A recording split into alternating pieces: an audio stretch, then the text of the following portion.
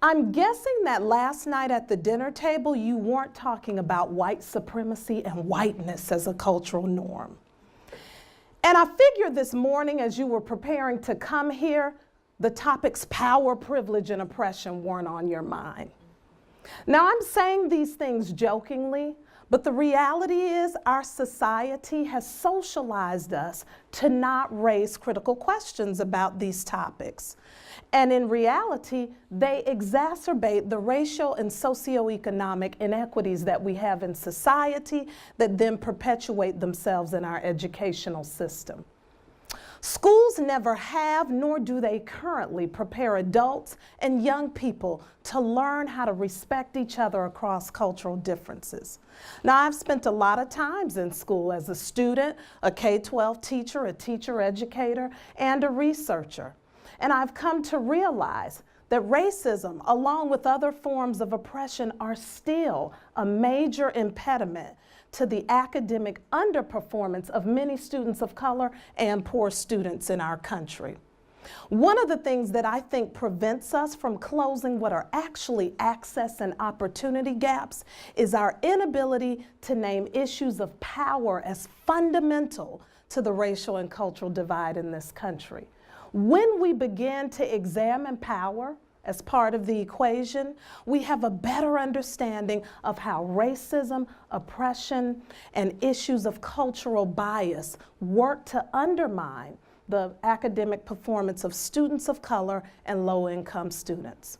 Now, all of this sounds pretty heavy and depressing, and nobody's laughing at what I'm saying.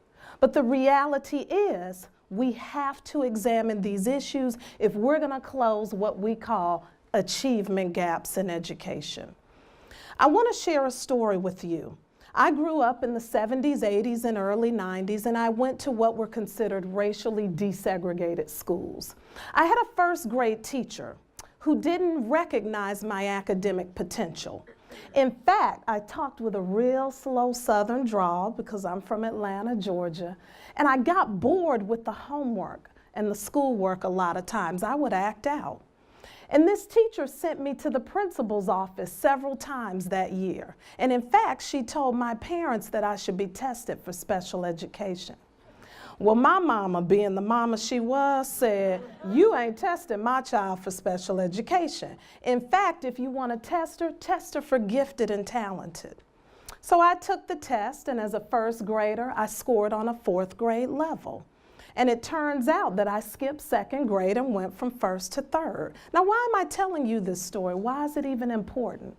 Because I believe so many youth like myself have had these kinds of experiences. That teacher did not know what to do with my energy or my intellect. She had labeled me as a child in need of academic remediation when in fact I needed academic challenge. Now, I don't blame her solely for her behaviors. In fact, I think her teacher education program and her professional development as an in-service educator had not prepared her for these new experiences in the 70s of teaching Black youth. And in fact, her low level of critical awareness about issues of race, culture, and power in teaching and learning impeded her from providing me the resources I actually need.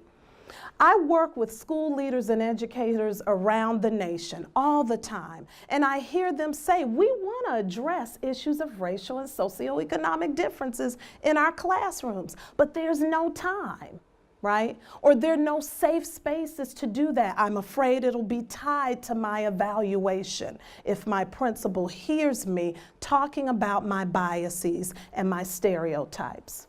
What I've tried to do in my work with educators is engage them in a process of critical self-reflection, because I believe this gap in consciousness about these issues is one of the equity imperatives of our time.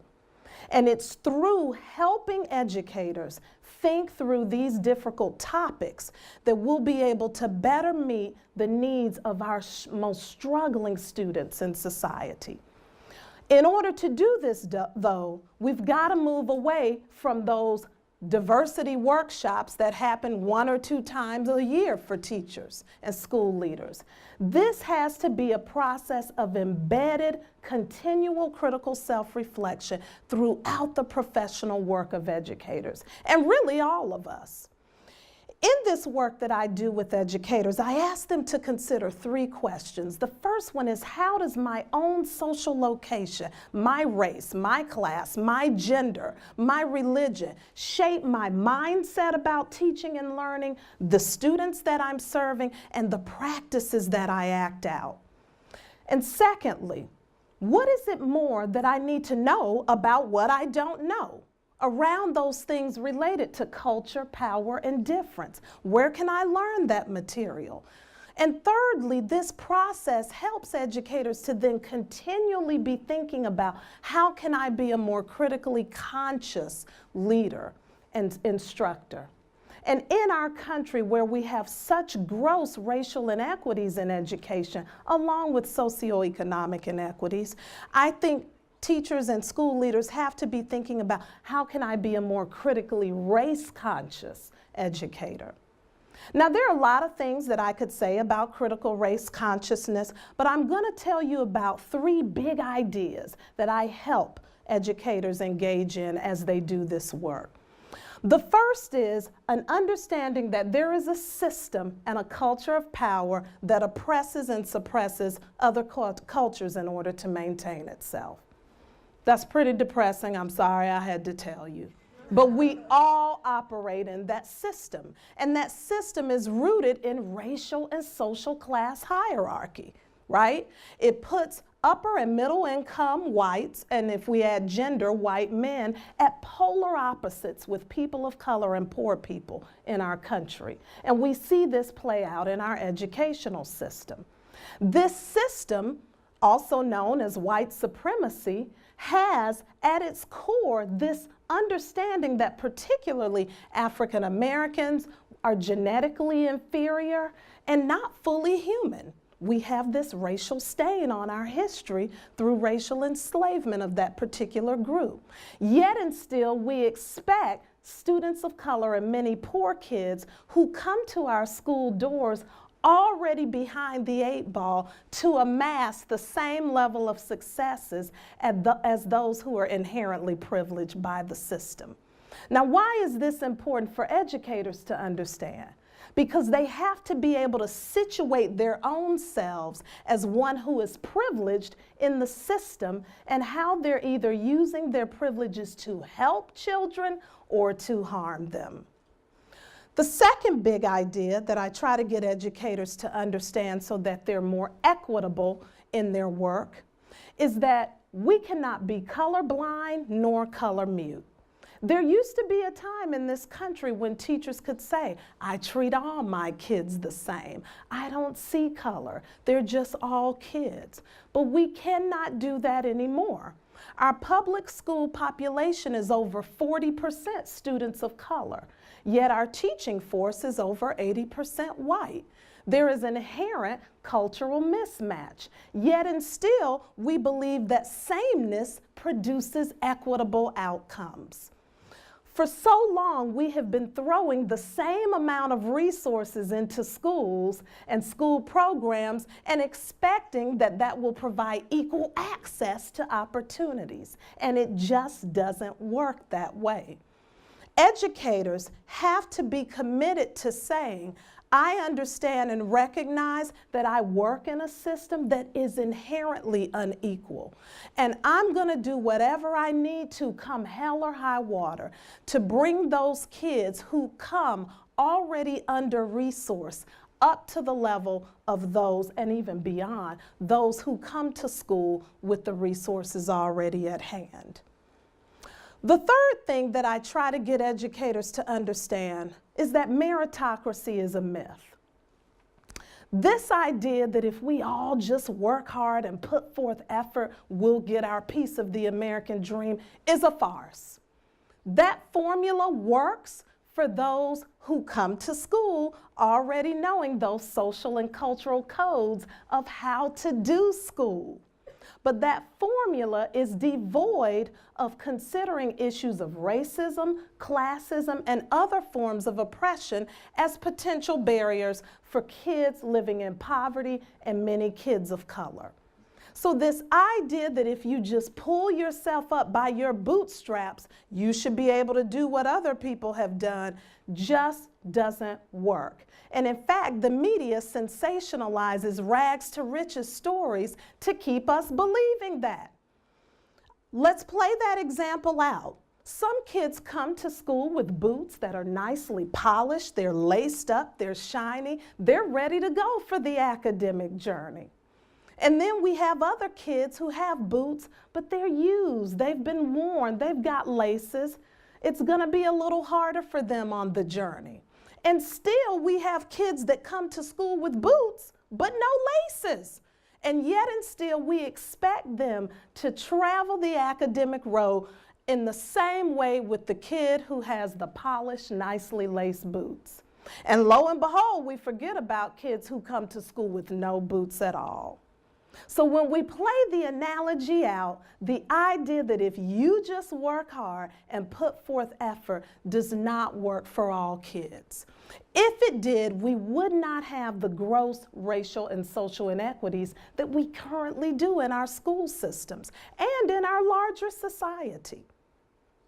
This brings me back to this cycle of critical self-reflection. You know, W.E.B. Du Bois once said a system cannot fail those it was never designed to protect. And we're actually trying to educate young people in a system that inherently was never designed to serve all of them. At this very time in our nation, over 39% of Black children ages 18 and under live in poverty, followed by 36% of American Indian Alaska Native children. And that's followed up by 34% of Latino youth.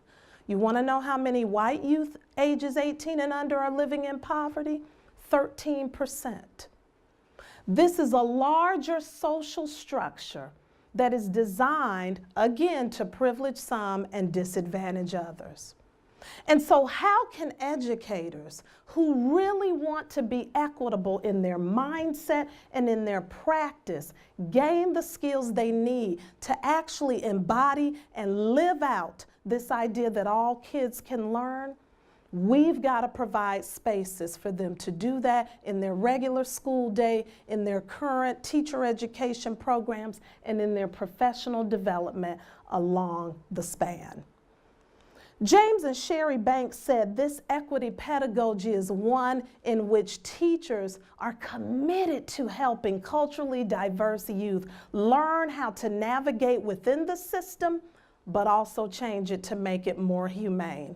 Paulo Freire said we all need to learn how to read our world. Read it for what it is, know the system for what it is, and learn how to operate within it. But Frantz Fanon said we've got to change that system. It's not enough to just know how to operate within it.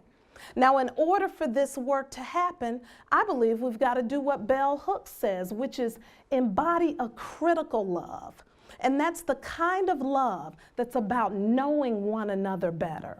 And it's really in the knowing that we learn how to work and respect each other across cultural differences. Du Bois said the time is now. There's no later time to do this kind of work. This is the seed planting time for the harvest. So I'm going to return to those silly questions that I asked at the beginning, because I'm assuming that here at the end of my presentation, your own critical awareness has been raised. When is the next time you're going to have a conversation about racial inequity in education and actually work to do something transformative?